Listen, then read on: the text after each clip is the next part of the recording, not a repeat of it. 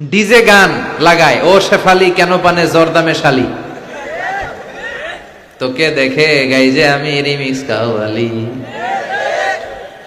এটা এখন অবশ্য শুনি না আমি, আর 2-1 বছর আগে আমি সব সময় শুক্রবারে কোথাও গেলে জুমাবারে খালি এটা বাজে। আমি বললাম কি রে শেফালিটাকে?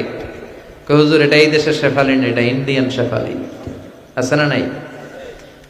তো ভাষার জন্য আমরা দেশকে শহীদ করলাম, বাংলা ভাষার জন্য, কিন্তু এই বাংলার ভিতরে ঢুকছে এখন হিন্দি। আছে না নাই?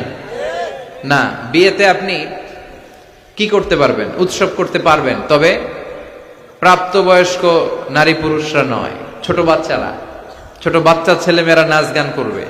আর একটু বাজনাও বাজাতে পারবেন, তবে এটা দফ দিয়ে, কি দিয়ে? ঢোল দিয়ে নয়, হারমোনিয়াম দিয়ে নয়, গিটার দিয়ে নয়, বাঁশি দিয়ে নয়। বিশ্বনবী বলেছেন আলিনু আন-নিকাহা বিদ্দুফুফ, দফ বাজিয়ে ব্যান্ড পার্টি করে, দফের ব্যান্ড পার্টি করে বিয়ের ঘোষণা দাও, যাতে মানুষ বুঝে যে এখানে বিয়ে হতে যাচ্ছে। খেয়াল রাখবেন, বিয়ে ছাড়া পতিতালয়ে মানুষ যা করে অবৈধ সম্পর্ক, বিয়ের পর একজন নারী পুরুষের মধ্যে ওই দৈহিক সম্পর্কটাই হয়, একই জিনিস হয়, কিন্তু ওইটা হারাম, এইটা হালাল। ঠিক কিনা? কেন হালাল? কারণ এটা আল্লাহর দেয়া বিধান মোতাবেক হয়েছে। আর এটা লুকিয়ে লুকিয়ে চোরের মতো নয়, সামাজিক স্বীকৃতি নিয়ে তারা এই ভালোবাসার সম্পর্ক গড়েছে। চিল্লায় বলেন ঠিক কিনা?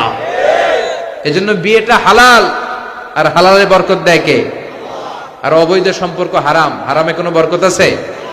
তার মানে এই ডিজে গান বাজনা এগুলো করা যাবে না। হাই বিটের যে গানগুলা লাগায় ছেলে মেয়েদের এমনি ডান্স দিতে মনে চায়, আছে না নাই? এগুলো বাজানো যাবে না। তবে হ্যাঁ, বিয়েতে একটু অনুষ্ঠান করা যাবে, গায়ে হলুদ লাগানো যাবে, তবে নারীরা ওইখানে কোনো পুরুষ থাকতে পারবে না। শুধু বিয়েতে কেন, এমনিও হলুদ লাগানো যায়। যারা রূপচর্চা করে, স্কিনের ব্যাপারে সচেতন, গায়ের স্কিনটাকে সৌন্দর্য যারা বাড়াতে চান, তারা হলুদ লাগাতে পারেন।